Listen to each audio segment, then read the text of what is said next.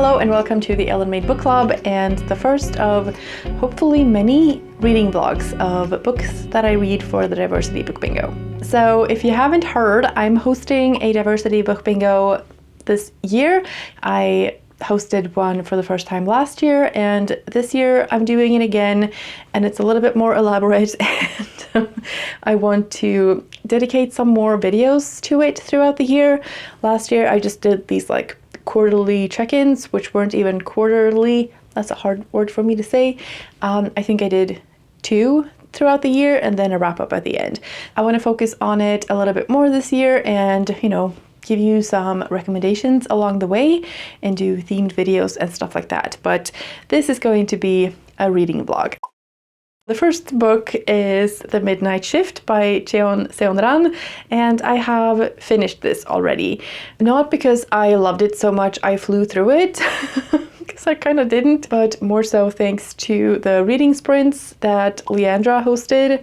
Leandra, the TBR0, has this TBR-a-thon that is a lot of different things. There are 3 different challenges, and you can do it weekend long, month long, or year long.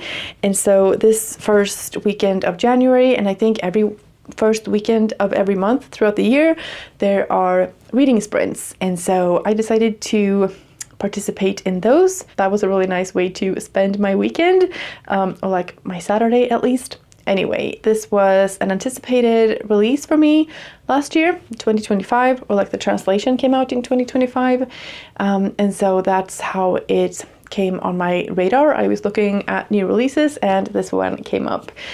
This is a Korean best-selling cult novel, it says on the front, by Seon-ran, and it is translated by Jean Peng. It's a vampire story, and it is about this woman detective who is taking an interest in these apparent suicides that are happening in like a nursing home, or like it's a hospital, but old people live there, and like there's a ward for people with dementia. They are jumping out the windows from this hospital from like the 6th floor, and they are found dead, and there seems to be a vampire behind these deaths. Where do I start with this? I was expecting this to be a lot of things, because like you have a detective and there's like a murder investigation that's suspenseful.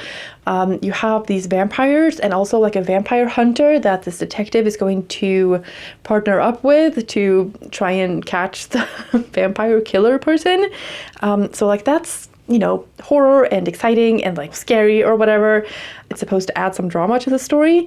And then you have these old people with dementia, and they are lonely, which is why they are preyed upon by these vampires. They're sort of easy targets, and like all of these things should make this novel into an emotional experience. It should be sad, it should be scary, it should be suspenseful. I thought it was really boring and kind of confusing. I was really disappointed with this. There are a lot of relationships in this story, and a lot of queer relationships, which, that's great. But I didn't feel anything for these, relationships and like for the love stories. And like, yeah, I'm not a romance reader, but like if 2 people are falling in love, I want to see why. I want to see what happens. I want to get a sense of their chemistry, or like what makes them love the other person.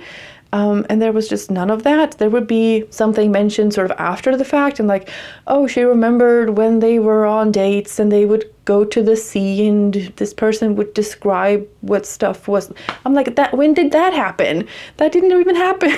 There were also so many instances where I couldn't follow what was happening, and not because it was like, complicated and mind-bending or anything like that. It was just like, at one point she was saying that, oh, I want to say something to the policeman, but I'm afraid this and this will happen, and so, I don't know if I should say something, but then I slowly stood up. And so in my mind, that reads as like, I decided to speak up, I'm standing up because I want to tell this police officer what I know. But that never happened. Like, she just seemed to disappear or like walk out. I don't even know what happened. It doesn't say. And also, I didn't know that she was sitting down to begin with. And then at another point, she was alone in a room in an apartment with a dead body. And she was like, everybody else had left and she was just like left there alone. And then she was like remembering some things from her past and like the relationships and like talking about that. And then like you flip the page and it's still like, you know, remembering some stuff. And then her colleague is sleeping and she's just shutting the door really hard so that, you know, she can test if he's gonna wake up, and then she leaves the office. And I'm like, when did you get to the office? You were in the apartment with the dead body and now you've just moved buildings while you were reminiscing. Like, you didn't tell me. I don't know if that's a creative choice, but to me it just read like bad structure, like bad, like you have to tell me what's going on. I don't know. It was not a very good experience. And I was considering DNFing because I'm going to enjoy my reading this year. It is one of my goals. I'm not gonna force myself to read books that I'm not enjoying, which I kind of did with my first read of the year. But yeah, this was an anticipated read for me. And by the time that I was thinking I shouldn't maybe continue, I was already on page 200 of like 290. So it was like, I might as well just like finish this, and maybe I shouldn't, but maybe things will come together at the end and like, you know, tie all of these loose threads together and like make a point or like make this story make sense. And that just never really happened for me. So I was just like pushing through to finish it so that I could give you an opinion and so that I could count it for the reading challenge prompts that I had picked this for, which I know I'm not supposed to do, but like I didn't want to start my year with a DNF. I don't know. I finished it now and I don't regret it. I wanted to know what I was going to think about this book, but I'm sad that it wasn't a very great start to the year. Anyway, I'm counting this for the Buzzword reading challenge, the title challenge, because it has the word shift in it, and that is a key on a keyboard.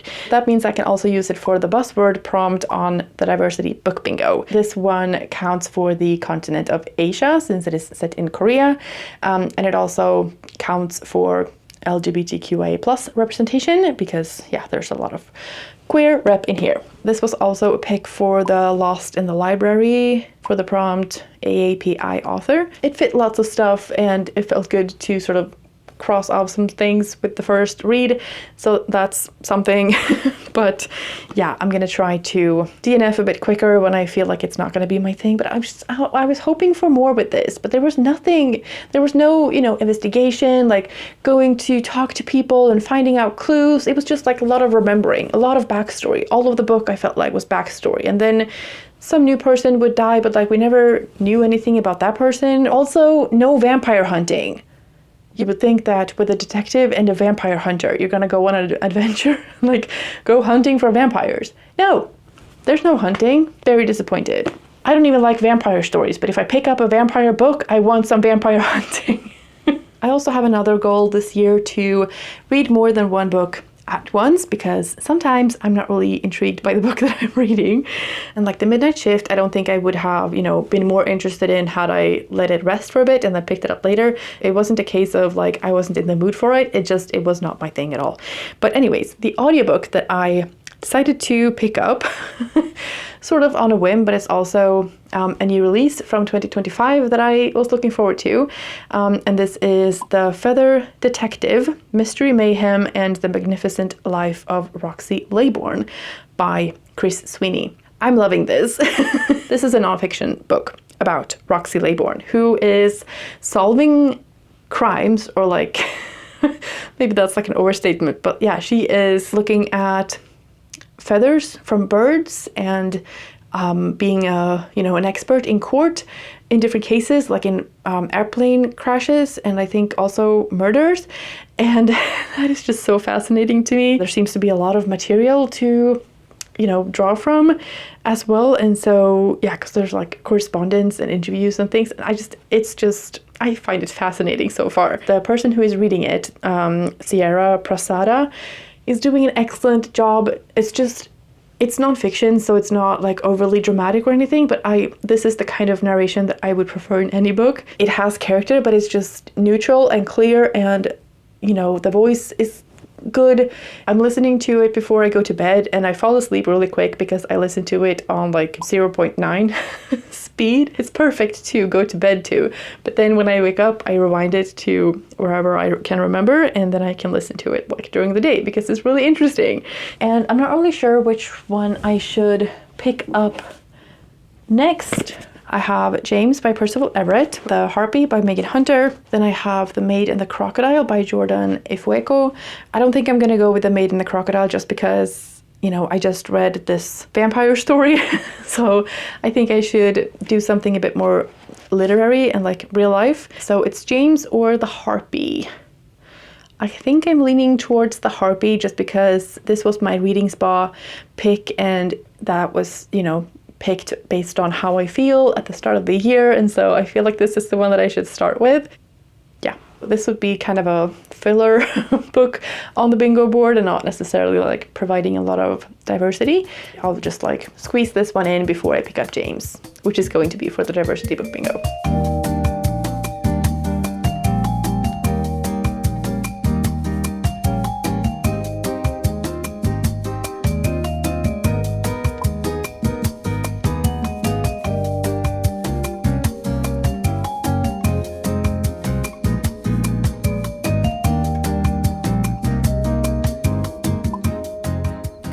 It's now Sunday, and I'm up a bit earlier than I usually am on the weekend, which is really nice and really good. I need to go to the grocery store, and I figured I might as well go for a little walk. I don't think I'm gonna go for too long because it's like -10 outside, and I just want to, you know, go for a little stroll and maybe listen to the audiobook. I also have some recycling to drop off, so let's go do that, and then I can update you on my reading.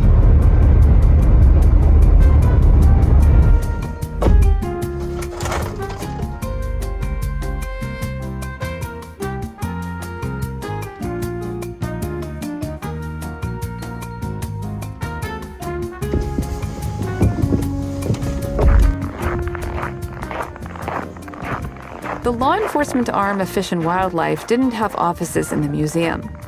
They were located on K Street. Some days, Roxy would arrive at those offices at noon and be MIA by the time Goddard returned from lunch at 1 p.m. He presumed that she was in her office at the Smithsonian. But was she working on Fish and Wildlife cases? Or was she freelancing for Pratt & Whitney?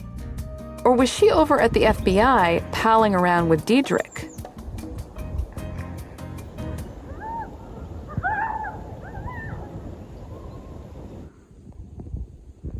That was a really nice walk, and now my cheeks are very red. Not a lot of people out and not a lot of wind. Listen to my audiobook. It's a biography about a woman called Roxy and her career as a bird or like feather detective. That's not her like official title, but she worked at the Smithsonian Museum. They were not necessarily her employer, but like that's where she worked for interested parties, I guess. And she was also an expert witness for the FBI and for like aviation, like the Air Force when planes crash with birds. She examines the bird remains and like helps come to conclusions about things. It's not something that I'm typically like interested in my life, but it's fascinating to hear her story and her like dedication to things. And she's just like so obsessed with birds and feathers and yeah, just what they can accomplish with that. So it's a really interesting story, and she also seems like a very interesting character as a person. There are so many things that come in to her story because of like the time period. It's, you know, during the 20th century, and a lot happened during those decades. There's misogyny and racism and lots of developments in science and law, and yeah, it's just a lot of different things that goes into this book, and it's really interesting. Yeah, I was also going to update you on the other books. The first one was The Harpy by Megan Hunter, and that was a very quick read. I read that in a day, which does not happen very often.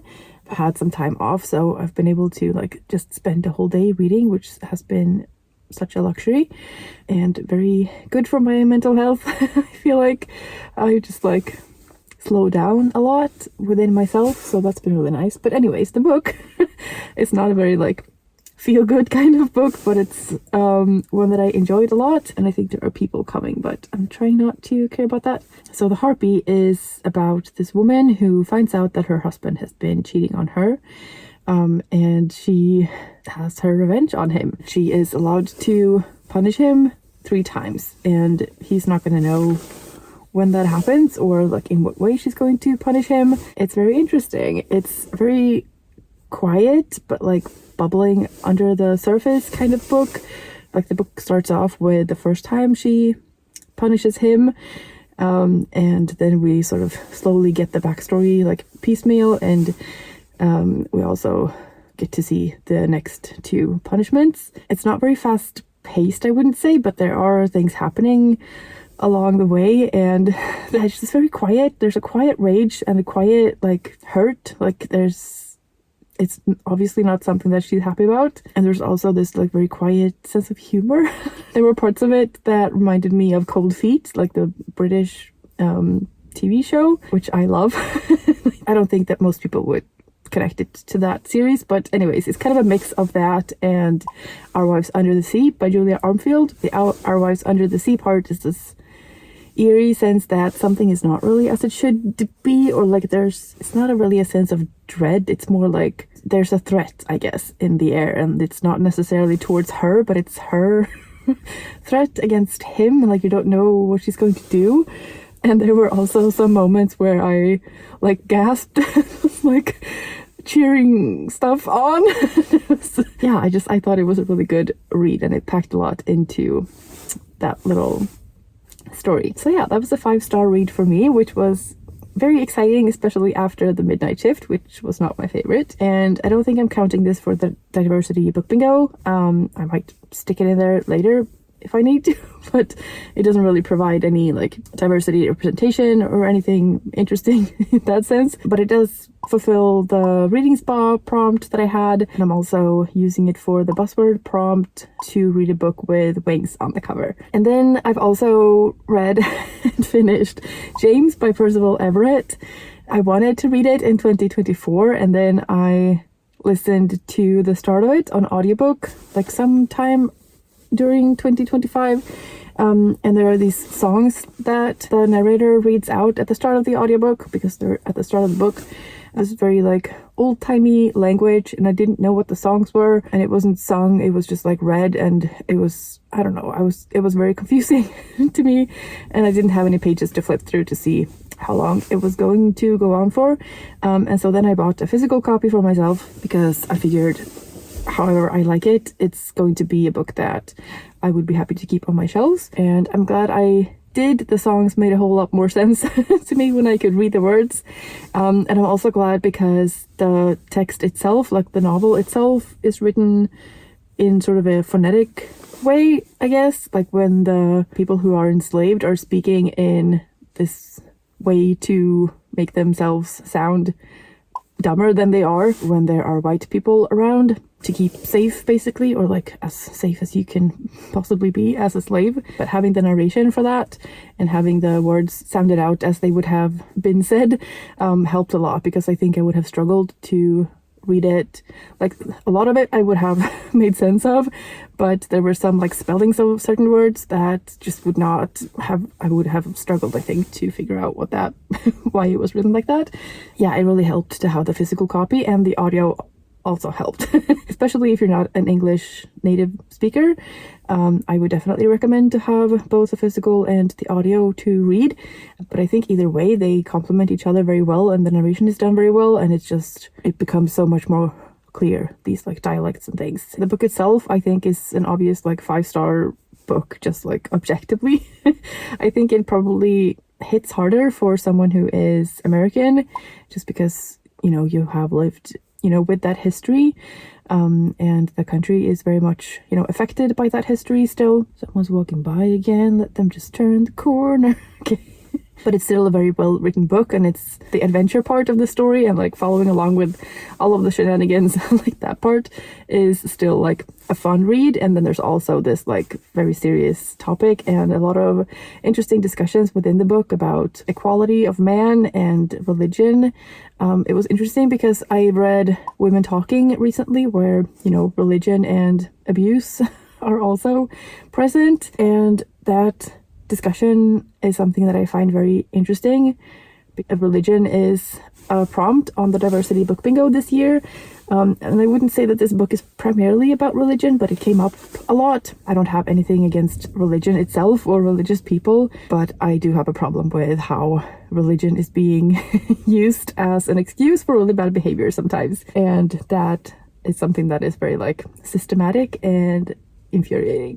So yeah, I think it's very interesting, and there were a couple of quotes in James that were very similar to a couple of quotes in Women Talking about how, you know, it's very important to pray, but sometimes it's maybe not the fact that it's so important to pray because God will hear your prayers, but it's important to pray so that other people can see that you're praying. And then there's obviously a lot about slavery and why that is even a thing, and like how strange that is as a concept, and just unfair and stupid and bad in all of the ways. There were definitely parts that were very difficult to read, and I was kind of surprised at like what scene affected me the most, or like where I choked up. There was this scene where there was like a shackle involved, and like the characters in the book were not shackled, and then all of a sudden there was talk about someone being shackled, and it's so absurd, and so brutal and so inhumane, and it just, I don't know, that affected me a lot for some reason. Not that it wouldn't, but like there were other scenes in the book that were maybe more like actively brutal and violent, so maybe the shackle itself, you know, it just sits there, but it's just so inhumane, I think, is why it affected me so much. I don't know. Not that violence is humane, but like, you know what I mean. Anyway, I'm very glad I finally read it, and now I can cross off my personal goal square on the bingo board, which is really nice. And I'm also counting it for the minority prompt and the religion prompt, because even though that wasn't like a major part of the story, I think it's important enough to count it. I need to go get groceries now, and then I have a couple of other things that I need to do. I need to fix a thumbnail, things like that, and then hopefully I can get started on the maid and the crocodile. Yeah, let's go get some groceries.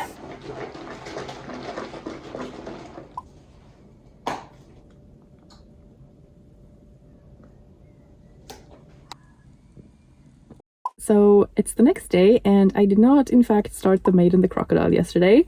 I did my thumbnail and things like that, and then I was kind of just like scrolling and watching stuff for the rest of the afternoon, which was kind of nice. And then later in the evening, Suey and Tori had their like yearly traditional live show of their reading stats, so I joined that, and that was a lot of fun. But yeah, so I didn't read anything, and then today I had an appointment, and I was going to, you know, since I was already out and about, I was going to head to the library afterwards and return The Appeal by Janice Hallett, which I had finished, and then I was also going to pick up a book that I had asked them to purchase, and that was Ruth by Kate Riley. And this is a novel about a woman who grows up in I think it says a snow globe of Christian communism, a world without private property, television, or tolerance for idle questions. Powerful, funny, life-affirming, linguistically brilliant, and unusual, Ruth is a novel of huge skill and heart that tries to solve the holiest mystery of all, how to grow up and lead a happy life. And then there's also a quote on the back that says, really scratches the itch of voyeuristic curiosity about what goes on in fundamentalist religious communities, and is also so well written that it's freakishly astonishing that it's a first novel. Also funny. I think this sounds like a novel for me, so I'm really curious to read it. It might just, you know, bump some other things down the list. We'll see, because I'm doing pretty well on my TBR so far this month. But then, like 10 minutes before I arrived at the library, I also got a text that another book that I had reserved had come in, and that one is Moderation by Elaine Castillo. 30-something girlie works a day job as a content moderator, flagging and removing the very worst that makes it onto the internet. Ooh, I just was looking at another book with the same sort of concept, like, yeah, moderating stuff. And then she gets an offer to start moderating its new venture, virtual reality theme parks, lush and near-perfect simulations of civilizations long since dead. I don't really know what this is about, but I do really love the cover. It's artsy and weird, and that sounds like something that I would enjoy. And then while I was in the library, I also saw that another book that I have been wanting to read and that I think I also requested for them to purchase, but this was on a display in the library, and there is a prompt on, I think it's on Melinda's challenge, Melinda at A Web of Stories. I think one of the prompts on her challenge was to read a book that was recommended by a librarian or on display in the library, and this one was on one of those like spinny things and that is Squire by Sarah Alfagi and Nadia Shamas. It's a graphic novel. I think it has to do with like the history of some country, and it's about a girl, Aisa, who wants to be a knight. So I guess she's a squire. I'm very curious about this one. I think it looks stunning and fun. I think it's middle grade or young adult. I don't really know, but it was there, so I decided to pick it up. And then also while I was in the library, because the lady there was, putting up the books that have been reserved, and so I checked my phone in case the third book that I had made a reservation for had also come in, and it had. So I timed that very well, and I was very pleased with myself. And this one I have also mentioned in a new releases video, and it's We Don't Talk About Carol by Kristen L. Berry. I just think this cover is so stunning. I love the flowers and the lights. And this is about some complicated family dynamic. There's an aunt that people don't mention anymore. She went missing, and then there's this like younger girl in the family that discovers this, or like realizes that, or is told that somehow. It comes to her attention that that's the case.